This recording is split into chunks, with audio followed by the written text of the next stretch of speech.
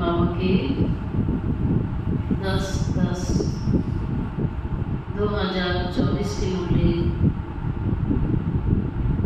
मीठे बच्चे उठते बैठते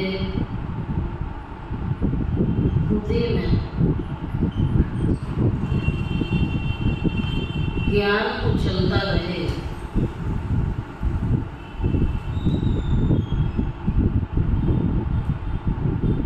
उठते बैठते बुद्धि में ज्ञान उछलता रहे तो अपार खुशी में रहेंगे।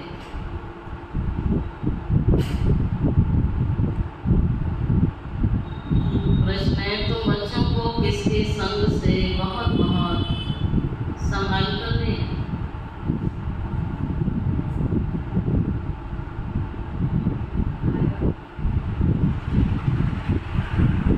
तो बच्चों को किसके संग से बहुत बहुत संभाल करनी है? जिनकी बुद्धि में बाबा की याद नहीं करती,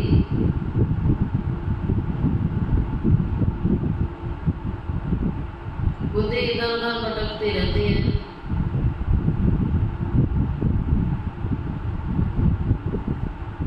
जिनकी बुद्धि में बाबा की याद नहीं ठहरती, बुद्धि इधर उधर भटकती रहती है,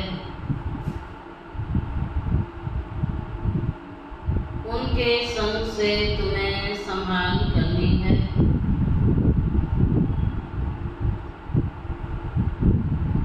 उनके अंग से अंग भी नहीं लगना चाहिए।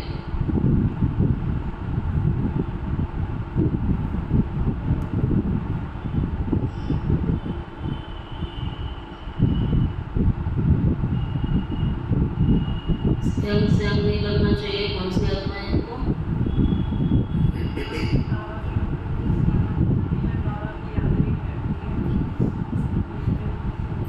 बाबा ने कह दिया, जिनकी बुद्धि में बाबा की याद नहीं करती, बुद्धि इधर उधर भटकती है, उनके संग से तुम्हें बहुत संभल करनी है। उनके अंग से अंग नहीं लगना चाहिए, क्योंकि याद में ना रहने वाले वही मंडल को खराब करते हैं। बाबा ने कह दिया, ऐसी आत्माएं वही मंडल को खराब करती हैं, तुम्हें उनके संग से संभल करनी है। प्रश्न, मनुष्यों को पश्चाताप कब होगा? कब होगा पश्चाताप? जब उन्हें पता पड़ेगा कि इन्हें पढ़ाने वाला स्वयं भगवान है। जब ये सब मनुष्य आत्माओं के आगे प्रत्यक्षता होगी कि इन्हों को पढ़ाने वाला कोई गुरु गोसाई साधु संत या कोई मनुष्य आत्मा नहीं है, स्वयं भगवान इन्हों को पढ़ाता है, जब ये बात सिद्ध हो जाएगी तो उनका मुंह फीका पड़ जाएगा और पश्चाताप करेंगे कि हमने गफलत की, पढ़ाई नहीं पढ़ी, गफलत की, ये तो भगवान पढ़ा रहा था, तो पश्चाताप। ओम शांति। अब रूहानी यात्रा को तो बच्चे अच्छी तरह से समझते हैं। रूहानी यात्रा समझते हैं। इस रूहानी यात्रा पर रूह जाती है। कोई भी हटियो यात्रा होती नहीं है। ये याद की यात्रा है। याद के लिए कोई तकलीफ की बात नहीं है। बाप को याद करना, इसमें कोई तकलीफ है क्या?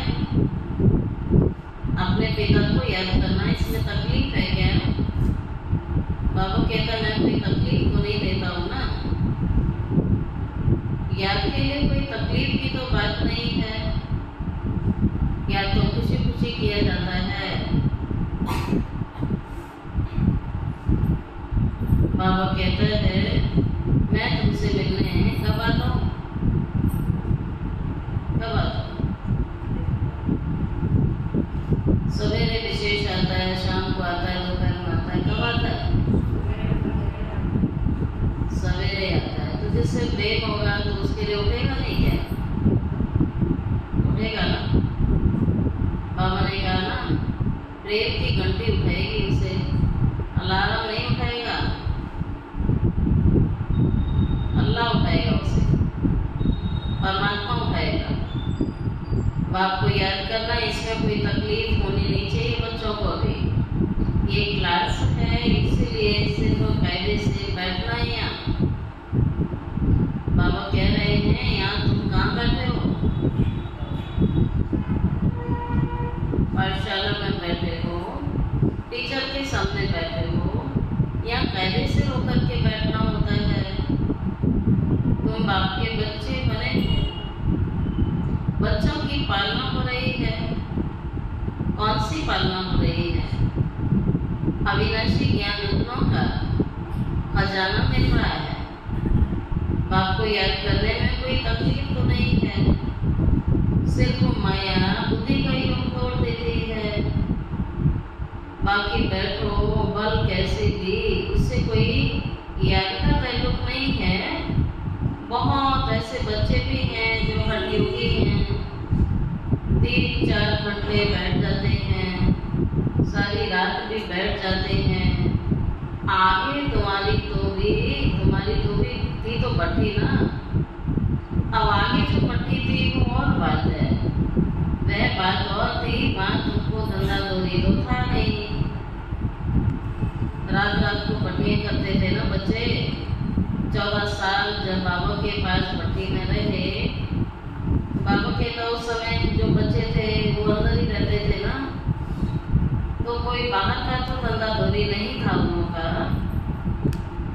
इसलिए सिखाया जाता था। अब आप कहते हैं गृहस्थ व्यवहार में रहो, धंधा दौरी भी भले करो, कुछ भी काम काज करते तो बाबा की याद कर सकते हो। जो आज बाबा ने बार स्मृति दिलाई कि याद में कोई तकलीफ नहीं है, घर बार संभालो, धंधा करो, लेकिन जो भी करो बाबा की याद नहीं करो। ऐसे नहीं कि अभी निरंतर तुम याद कर सकते हो, नहीं। अभी वो अवस्था बच्चों की बनने में टाइम लगता है। अभी निरंतर याद ठहर जाए फिर तो तुम कर्मातीत अवस्था तुम्हारी उठ जाएगी। बाप समझाते हैं बच्चे ड्रामा के प्लान अनुसार अब बाकी थोड़ा समय बचा है, सारा हिस्सा बुद्धि में रहता है। कहते हैं क्राइस्ट से 3000 वर्ष पहले भारत ही था और उसे स्वर्ग कहा जाता है। अभी उनके 2000 वर्ष पूरे होते हैं, 5000 वर्ष का हिसाब हो जाता है। देखा जाता है तुम्हारा नाम सारा विलायत से निकलेगा, क्योंकि उनों की बुद्धि फिर भी भारतवासियों से दिखी है। बाबा हमेशा कहते हैं वो बाद में आए हैं ना, द्वापर में आए हैं, तो उनकी बुद्धि रजो प्रधान है। भारत से फीस भी मांगते हैं। भारतवासियों ने लाखों वर्ष कहकर और सर्वव्यापी का ज्ञान देकर के बुद्धि बिगाड़ दी ना। इससे भ्रमित हो गए कि परमात्मा सर्वव्यापी है। उन्हों का जब आवाज निकलेगा तब भारतवासी जागेंगे, क्योंकि भारतवासी एकदम घोर नींद में सोए हुए हैं। वह थोड़े सोए हुए हैं, उन्हों से आवाज अच्छा निकलेगा। विलायत से आए भी थे कि हमको कोई बताए फीस कैसे हो सकती है, क्योंकि बाबा भी भारत में ही आता है। यह बात तो तुम बच्चे ही बता सकते हो। दुनिया में फिर से वो फीस कब और कैसे होगी तुम बच्चे तो जानते हो। बरोबर इसी भारत में स्वर्ग था, पैराडाइज था, हेवन था, तो नई दुनिया में भारत पैराडाइज था। यह और कोई तुम्हें बता नहीं सकते, ना कोई जानते हैं। मनुष्यों की बुद्धि में ये बात ही बैठ गई कि ईश्वर सबके अंदर है, ईश्वर सर्वव्यापी, ये बात अच्छी तरह बैठ गई। और कल्प की आयु भी उन्होंने कितनी बता दी? बाबा ने कहा उन्होंने तो लाखों वर्ष बता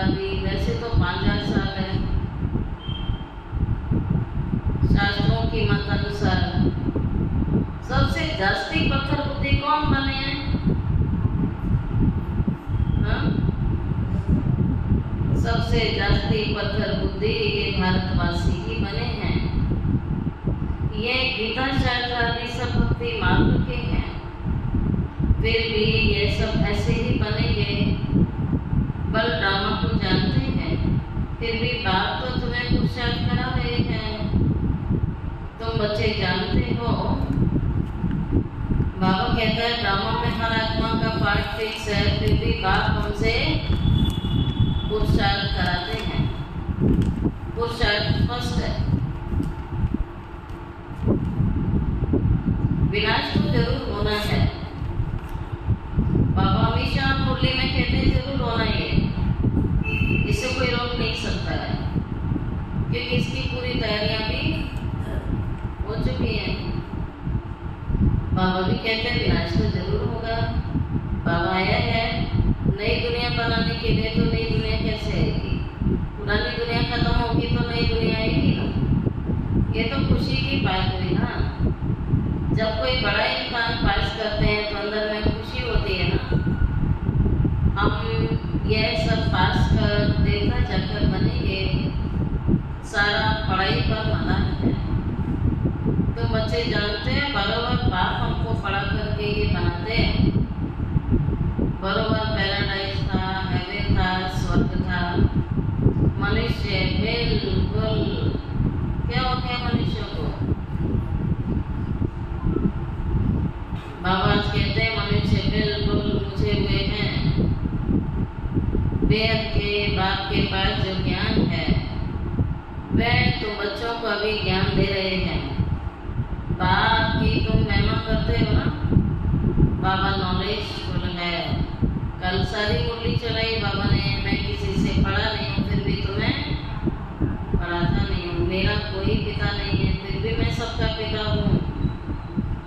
मेरे अंदर सारा ज्ञान है। मैं चक्र में नहीं आता हूँ, लेकिन मैं सुदर्शन चक्रधारी हूँ। तो मेरे पास जो ज्ञान वो बच्चों को दे रहा हूँ। बाप की तुम बच्चे महिमा करते हो। बाबा नॉलेजफुल ब्लिसफुल है। खजाना भी उन्हीं के पास है। तुमको इतना साहूकार कौन बनाता है? कौन बना रहा है?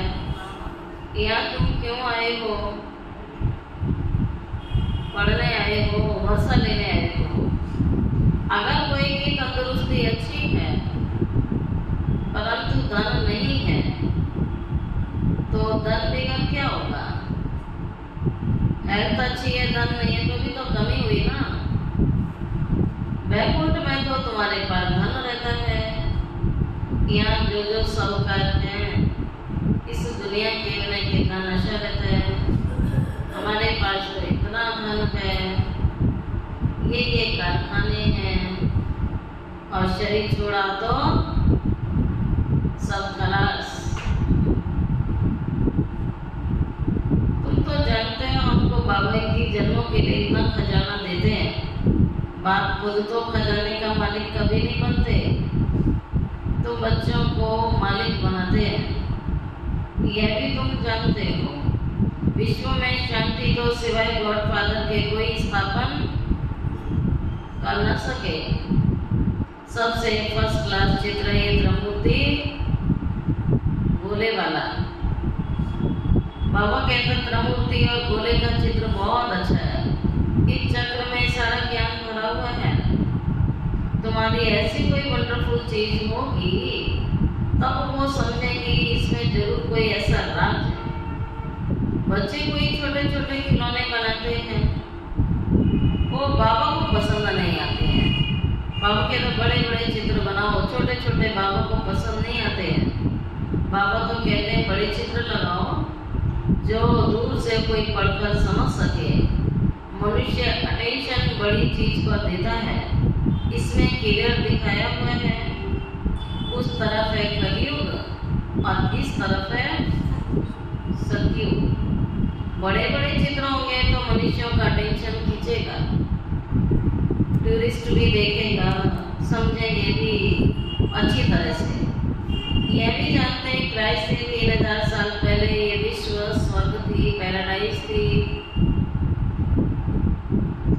बाहर ऐसे नहीं जानते। 5000 वर्ष का हिसाब तुम क्लियर समझाते हो तो यह इतना बड़ा बनाना चाहिए जो दूर से देख के समझ सकें, अक्षर भी पढ़ सकें, जिससे समझें कि दुनिया की अंत तो बरोबर निश्चित है।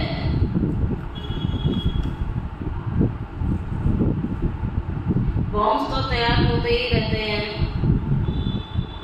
नेचुरल कैलेमिटीज भी जरूर होनी है। तुम विनाश का नाम सुनते हो तो अंदर में, बच्चों के अंदर में क्या होना चाहिए? विनाश का नाम सुनते बाबा कहता तुम्हारे अंदर खुशी होनी चाहिए। अच्छा, क्यों होनी चाहिए? नई दुनिया आएगी, नेचुरल कैलेमिटीज भी होगी। तुम विनाश का नाम सुनते हो तो खुशी होनी चाहिए, परंतु ज्ञान ही नहीं होगा तो खुशी भी नहीं होगी। बाप कहते हैं देश है सब कुछ छोड़, अपने को आत्मा समझो, अपनी आत्मा का योग कुछ बाप के साथ लगाओ। ये मेहनत की बात होती है। बाबा कहता है पावन बनकर ही तुम पावन दुनिया में तुम्हें आना है। तुम समझते हो बादशाही लेते हैं फिर गवाते हैं। यह तो बहुत सहज है। उठते बैठते चलते अंदर में टपकना चाहिए। जैसे बाबा के पास ज्ञान है, बाबा आया है पढ़ाकर देवता बनाने, तो इतनी अथाह खुशी बच्चों को रहनी चाहिए। अब बाबा पूछते हैं अपने से, पूछो खुशी है कि नहीं? अंदर में खुशी है? हाँ जी ना जी, अथाह खुशी है। बाबा को इतना याद करते हैं, चक्र की भी सारी नॉलेज बुद्धि में है, तो इतनी खुशी बच्चों को सदैव रहनी चाहिए। बाप कहते हैं मुझे याद करो और बिल्कुल खुशी में रहो। तुमको पढ़ाने वाला देखो कौन मिला है, अपने भाग्य को देखो, उसमें भगवान पढ़ा करके भाग्य बना रहा है। जब सबको मालूम पड़ेगा तो सारी दुनिया का फिर मुंह फीका हो जाएगा, परंतु अभी उन्होंने समझने में थोड़ी देरी है। बाबा की प्रतिष्ठा में देरी है। अभी देवता धर्म के इतने मेंबर्स तो बने नहीं, सारी राजाई स्थापन हुई नहीं अभी। कितने ढेर मनुष्यों को बाबा का भी पैगाम पहुंचाना है। बेहद का बाप फिर से हमको स्वर्ग की बादशाही दे रहे हैं। तुम भी उस बाप को याद करो। बेहद का बाप तो जरूर बेहद का सुख देंगे ना। बच्चों के अंदर में तो अथाह ज्ञान की खुशी होनी चाहिए। जितना बाबा को याद करते रहेंगे उतना आत्मा पवित्र बनती जाएगी। ड्रामा के प्लान अनुसार तो बच्चे जितना सर्विस कर प्रजा बनाते हो, तो जिनका कल्याण होता है उनकी फिर आशीर्वाद भी तुमको मिल जाती है। गरीबों की सर्विस करते हो, निमंत्रण देते रहो। ट्रेन में भी तुम बहुतों की सर्विस कर सकते हैं। ट्रेन में जाके बाबा का संदेश अनेक आत्माओं को दो। बाबा ने सेवा का तरीका बताया। इतने छोटे बैच में भी कितनी नॉलेज भरी हुई है। हाँ, किसमें भरी है? बैच में भरी है। सारी पढ़ाई का तंत्र इसमें है। बैचेस को बहुत अच्छे अच्छे ढेर बनाने चाहिए जो किसको सौगात दे सकें। कोई को भी समझाना तो बहुत सहज होता है। सिर्फ बाबा को याद करो। जी बाबा से तुम्हें वर्षा मिलना है तो बाप और बाप का वर्षा, स्वर्ग की बादशाही और कृष्णपुरी को याद करो। मनुष्यों की मत कितनी बुझी हुई है। बाबा कहता कुछ भी समझ में उन्हें नहीं आता है। विकार के लिए कितना तंग करते हैं, काम के पिछाड़ी कितना मरते हैं, कोई बात ही समझते नहीं हैं। सबकी बुद्धि बिल्कुल चट हो गई। बाबा विकार के लिए कह रहे हैं कि इसके लिए मनुष्य की बुद्धि काम ही नहीं करती। कितना लड़ाई झगड़ा करते हैं, बुद्धि बिल्कुल चट हो गई, बात को जानते ही नहीं हैं। ये भी ड्रामा में नूंद है। सबकी मेंटल खलास हो गई है, अर्थात मानसिक शक्ति खत्म हो गई है। बाबा कहते हैं बच्चे, तुम पवित्र बनो तो ऐसे स्वर्ग के तुम मालिक बन जाओगे। जिस पवित्रता से मनुष्य दूर भागता है, बाबा कहता पवित्र बनोगे तो पवित्र दुनिया के मालिक तुम जरूर बनोगे।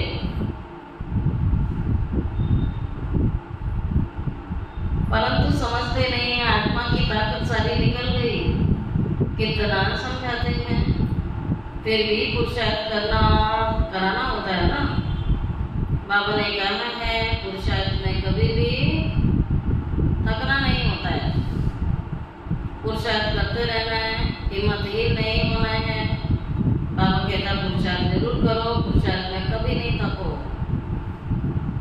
हार्ट फेल नहीं होना है, दिल शिकस्त नहीं होना है।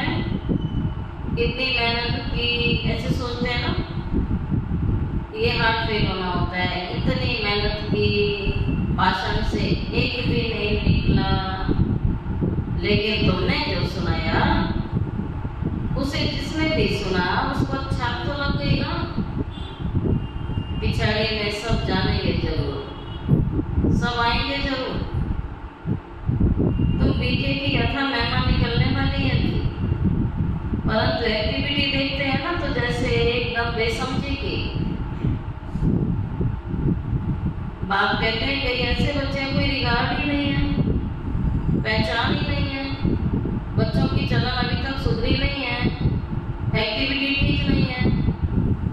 बाबा कहते हैं कई ऐसे बच्चे हैं जो किसी का रिगार्ड नहीं रखते, इज्जत नहीं रखते, पहचान नहीं है, बुद्धि बाहर में भटकती रहती है। तो ऐसे बच्चों को देखते हैं तो फिर और लोग भी संशय में आ जाते हैं ना। तो चेक करो उस लिस्ट में है तो नहीं आप।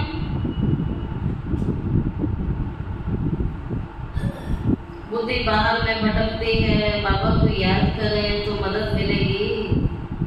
बाबा ने साथ कहा हुआ है याद करोगे तो मदद मिलेगी, याद नहीं करोगे तो मदद भी नहीं मिलेगी। बाबा को याद करते नहीं है, वो यह पतित हो ना। फिर पतित आत्माओं का बुद्धि योग पावन बाप से लग सकता है? नहीं लगेगा। अगर योग नहीं लगता, बाबा कह रहे हैं कि अवश्य पतित तुम पावन बनते हो। जो बाबा को याद ही नहीं करते हैं, उन्हों की बुद्धि जरूर कहीं न कहीं भटक रही है। बाबा को याद नहीं करते तो किसी और को याद कर रहे होंगे ना। कहीं ना कहीं उन्हों की बुद्धि भटक रही है।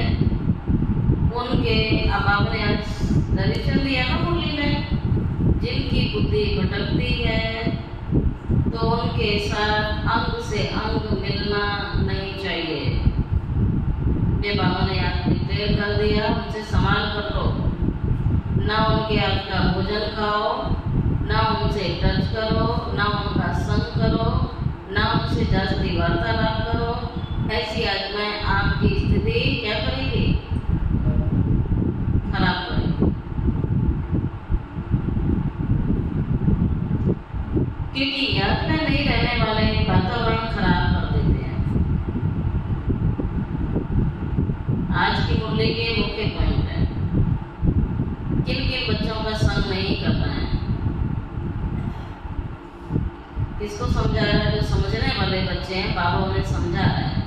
और जो दूसरी कैटेगरी बोली जिनका संग नहीं करना है, अवश्य ही वो सुधरते नहीं है, तभी बाबा ने कह दिया उनका संग भी नहीं करो, क्योंकि वो वायुमंडल भी खराब करेंगे, पवित्र और अपवित्र इकट्ठे हो न सके। इसीलिए बाबा पुरानी सृष्टि को खलास करेंगे। दिन प्रतिदिन बाबा के कहने सख्त निकलते जाएंगे। करोगे, बाबा को याद नहीं करेंगे, तो ये सुनने वाली बात, टेंशन देने वाली बात है। अगर तुम बाबा को याद नहीं करोगे तो आगे आवाज नहीं आ रही आप लोगों की। अगर तुम याद नहीं करोगे तो बाबा ने अंडरलाइन किया, तो फायदे के बदले नुकसान हो जाएगा। तो फिर इसमें बाप की गारंटी नहीं है। पवित्रता का सारा मदार याद पर है ना। पवित्रता है तो याद भी अच्छी होगी, पवित्रता नहीं है तो याद भी। एक जगह बैठने की बात नहीं होती है, यहाँ इकट्ठा बैठने से तो अलग अलग पहाड़ी पर जाकर बैठने अच्छा है। जो याद नहीं करते हैं वह पतित है। आज बाबा ने कह दिया जो याद नहीं करते वो पतित आत्मा है, समझ लो। उनके संग से दूरी बना लो, उनका तो संग तुम्हें करना ही नहीं है। चलन से तो मालूम पड़ जाता है ना कि इनको ज्ञान योग में रुचि नहीं है। बाबा कह रहे हैं उनकी चलन से मालूम पड़ जाएगा। याद बिगड़ पावन तो बन न सके। हर एक के ऊपर पापों का बोझा बहुत है, जन्म जन्मांतर का बोझा चढ़ा हुआ है। वह बिगड़ याद की यात्रा निकले कैसे, वो गोया पतित ही हैं। योग लगाते नहीं हैं तो पतित की पतित ही रहेंगे ना। बाप कहते हैं मैं तो बच्चों के लिए सारी पति दुनिया को खलास कर देता हूँ, उनका संग भी ना हो। परंतु इतनी भी बुद्धि नहीं है, बच्चों की बुद्धि इतनी भी नहीं है जिनको ये भी समझ नहीं आता है कि हमें किसका संग करना चाहिए। कई लोग होते हैं ना, अच्छे लोगों का संग पसंद नहीं है, जो उल्टे सुलटे होते हैं उनका संग बहुत अच्छा लगता है। तो इससे पता लगता है कि संग जो जैसा होता है उसको वैसा ही संग अच्छा लगता है ना। अच्छे व्यक्ति को अच्छे लोगों के साथ उठना बैठना बात करना अच्छा लगता है। एक गलत व्यक्ति को गलत लोगों के बीच में उठना बैठना अच्छा लगता है। और यदि उससे कहा जाएगा तो कहेगा मैं थोड़ी हूँ गलत, वो तो हम बात कर लेते हैं उससे, लेकिन पसंद है तभी बात करते हैं ना। फ्रीक्वेंसी मैच कर रहे तभी तो कर रहे हैं ना।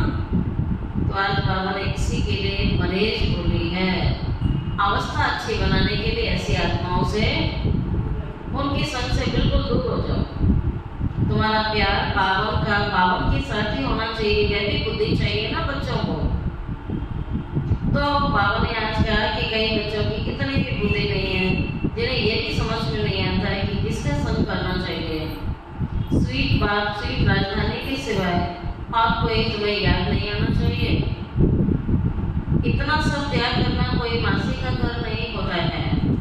बाप को तो बच्चों पर अथा प्यार है कि बच्चे पावन बन जाए, तो तुम पावन दुनिया के मालिक बन जाओगे। हम तुम्हारे लिए पावन दुनिया की स्थापना कर रहे हैं। इस पतित दुनिया को बिल्कुल खलास करा देते हैं। यहाँ इस पतित दुनिया में हर चीज तुमको क्या दे रही है? पतित दुनिया की हर चीज दुख देती है, चाहे वस्तु हो चाहे व्यक्ति हो। आयु कमती होती जाती है, इसको कहा जाता है बर्थ नॉट ए पेनी। कौड़ी और हीरे से फर्क तो होता है ना। तो तुम बच्चों को कितनी खुशी होनी चाहिए। गया कि कहता है सत्य तो बिल्कुल नच, फर्क तो होता है ना। तुम सत्युग में खुशी में डांस करते हो। यहाँ की कोई भी वस्तु दिल में नहीं लगानी है। इनको तो देखते हुए बच्चों को, इस दुनिया का सब कुछ देखते हुए बच्चों को नहीं देखना है। आंखें खुली होते भी जैसे कि जैसे व्यक्ति आंख खुली होती कई बार सो जाता है, आंख खोल के भी सो लेते हैं। आंख खुली है लेकिन वो अंदर से सुसुप्त अवस्था में होता है। ठीक उसी प्रकार से बाबा कहता है जैसे आंख खुली और सो रहा है तो दिखाई नहीं देता ना उसको फिर, और सुनाई भी नहीं देता है। बाबा भी यही कहते हैं पुरानी दुनिया से, जैसे तुम्हारी आंख बंद हो गई है, जैसे तुम नींद में हो, तो देखते हुए हमें देखना नहीं है, सुनते हुए सुनना नहीं है, परंतु वह हिम्मत, वो अवस्था बच्चों की चाहिए। लक्ष्य रखेंगे तो बनेगी। ये तो नीचे है, पुरानी दुनिया होगी ही नहीं। कितना खुशी का पारा चढ़ा रहना चाहिए, चुटकी काटनी चाहिए ना। अरे हम शिव बाबा को याद करेंगे तो विश्व की बादशाही मिलेगी। कितनी नशे की बात है ये। बाबा कहते हैं याद करो ना, भगवान को याद करोगे तो भगवान तुम्हें क्या देगा? स्वर्ग की बादशाही। हठ योग से भी बात कहते हैं, हठ योग से भी बैठना नहीं है। ऐसे नहीं एक घंटे ही बैठ जाओ, 4-4 घंटे। बाबा कहते हैं ऐसे भी हठ योग नहीं कि शरीर आपका अलाउ नहीं कर रहा है, बैठे हैं तो बात कहते हैं खाते पीते बुद्धि पर टेंशन रखो ना। आपको जैसे बैठा जा रहा है वैसे बैठो, लेकिन बुद्धि से तो बाबा की याद में बुद्धि को बिठाना है ना। काम करते भी तो बाबा की याद में रह सकते हो। ये भी जानते हो राजधानी की स्थापना चल रही है। बाबा रोज हमें स्मृति दिलाते हैं राजधानी बन रही है। इसी क्लास से सब बनेंगे, महाराजा भी बनेंगे, राजा भी बनेंगे, प्रजा भी बनेंगे, दादाजी भी बनेंगे, चंडाल भी बनेंगे। सारे इसी क्लास से बनने वाले हैं। तो बाबा तो राजधानी की स्थापना कर रहा है। बाप तो कहेंगे ना पुरुषार्थ करो ना पावन बनने का। बाप पावन बनाने का पुरुषार्थ कराते हैं तो पतित बनते हो, कितने झूठ पाप करते हो। हमेशा शिव बाबा को याद करो तो पाप सब स्वाह हो जाएंगे। ये बाबा का यज्ञ है, ये भगवान का यज्ञ है, ये रुद्र ज्ञान यज्ञ है। ये बड़ा भारी यज्ञ है। वह लोग यज्ञ रचते हैं, लाखों रुपया खर्च कर देते हैं। यहाँ तो तुम जानते हो सारी दुनिया ही इस यज्ञ में आखिरी स्वाहा हो जाएगी। बाहर से आवाज होगा, भारत में फैलेगा। एक तो बाप के साथ बुद्धि का योग होना चाहिए। जब तुम्हारा बाप के साथ योग होगा तो तुम्हारे पाप बावने का कट जाएंगे और तुम्हारा पद भी ऊंचा हो जाएगा। बाप का तो फर्ज है ना बच्चों को पुरुषार्थ कराना। तो बच्चों का फर्ज क्या है? बाप का फर्ज है बच्चों को पुरुषार्थ कराना, बच्चों का फर्ज है पुरुषार्थ को बढ़ाना, तीव्र करना। लौकिक बाप तो बच्चों की सेवा करता है, सेवा लेता भी है। यह बात तो कहते हैं मैं तो बच्चों को 21 जन्मों का वर्षा देता हूँ। तो ऐसे बात को याद तो जरूर करना ही चाहिए ना, जिससे पाप कट जाए। बाकी पानी से थोड़ी पाप कटते हैं। पानी तो जहाँ तहाँ है, नदियों में स्नान करने से थोड़ी पाप कट जाएंगे। विलायत में भी नदियाँ हैं, तो क्या यहाँ की नदियाँ पावन बनाने वाली हैं और विलायत की नदियाँ पतित बनाने वाली हैं क्या? जो भारत की नदियों का इतना मान है, कुछ भी मनुष्य में समझ नहीं है। बाप को तो तरस ही पड़ता है। बाप समझाते हैं बच्चे गफलत मत करो। अभी तो बाबा मीठे बच्चे कह के समझा रहा है कि अपना टाइम वेस्ट मत करो, गफलत मत करो, भगवान की बातें कान खोल के सुनो और जो भगवान समझा रहा है उसे समझो, नहीं तो बहुत नुकसान अपना कर लेंगे। ये भी कहा आज बाबा ने, और ही नुकसान हो जाएगा।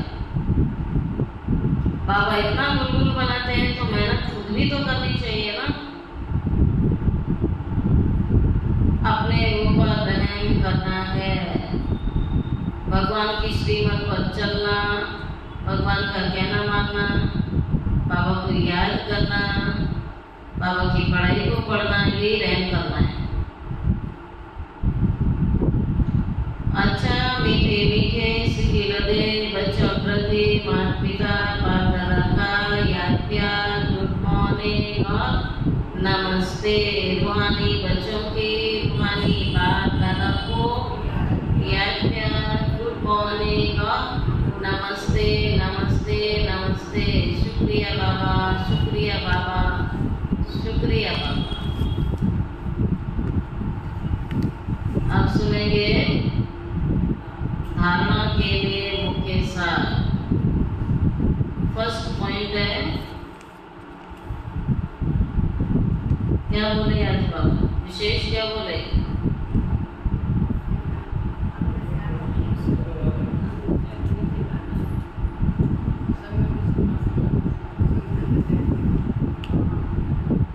यहाँ की कोई भी वस्तु में देर नहीं लगानी है। यहाँ की कोई भी वस्तु में दिल नहीं लगानी है। देखते हुए भी नहीं देखना है।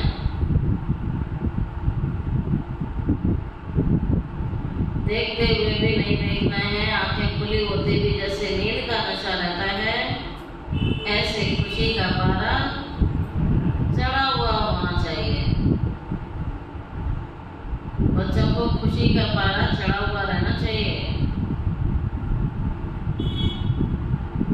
सेकेंड पॉइंट, सारा मदार पवित्रता पर है, इसीलिए संभाल करनी है। सारा मदार पवित्रता पर है, इसलिए संभाल करनी है कि पतित के अंग से अंग ना लगे। स्वीट बाप, स्वीट राजधानी के सिवाय और कोई याद न आए। स्वीट बाप, स्वीट राजधानी के सिवाय तुम्हें और कोई याद न आए। अब सुनते हैं बाबा का वरदान। हद की इच्छाओं को छोड़, अच्छा बनने वाले इच्छा मात्रम अविद्या भाव।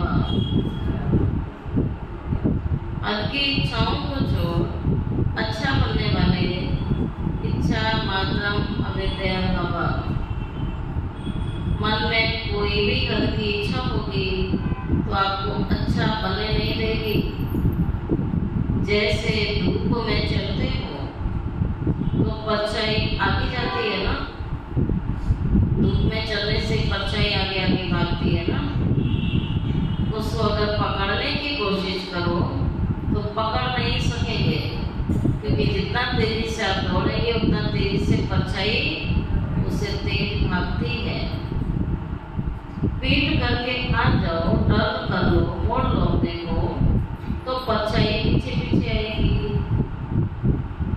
ऐसे ही, सेम ऐसे ही इच्छा आकर्षित कर बुलाने वाली होती है। उसे छोड़ दो तो वह पीछे पीछे आएगी। कोई भी इच्छा दुखदाई होती है, रुलाने वाली होती है, कभी पूरी नहीं होती है। तभी बाबा कहता उसे छोड़ दो, आपके पीछे पीछे आएगी। मांगने वाला कभी भी संपन्न नहीं बन सकता है। ये चाहिए, ये चाहिए, ये चाहिए, तो ये मांगना हुआ ना। बाबा कहते हैं मांगने वाला कभी संपन्न नहीं बन सकता। कोई भी हल्की इच्छाओं के पीछे भागना, अब ये हो जाए, अब ये कार्य हो जाए, तब मैं ऐसा करूँगी, अब ये। बाबा कह रहा है यहाँ की कभी भी दुनिया की इच्छा पूरी होने वाली है क्या? अब इच्छा रखी है मेरा बच्चा बड़ा होगा, मेरा बच्चा ऐसा बनेगा, मेरा बच्चा ये देगा। लेकिन बाबा ने कहा हुआ है यहाँ तो अकाले मृत्यु का सीजन चल रहा है। बाबा ने हर मुरली में कहा हुआ है अचानक कुछ भी हो सकता है, लेकिन इच्छा बना के बैठे हुए हैं ना। और इच्छा की विरुद्ध घटना घटती है तो क्या मिलता है? दुख मिलता है। बाबा पहले ही कह रहे हैं कोई इच्छा नहीं रखो। कोई भी हल्की इच्छाओं के पीछे बुद्धि को दौड़ाना, भगाना ऐसे ही होता है जैसे विरक्त तृष्णा। जैसे प्यासा मिरक कस्तूरी की सुगंध के लिए, या किस तरह जो मिरक होता है पानी की प्यास के लिए रेगिस्तान में दौड़ता रहता है, उसको मिलता नहीं है पानी। जहाँ देखो रेत चमक रही होती है, रेगिस्तान में पानी कहाँ से आया? तो उसे विरक्त तृष्णा कहा जाता है। तो ऐसी इच्छाएं तृष्णा के समान है, इससे सदा बच के रहो। तो इच्छा मात्रम अविद्या बन जाएंगे।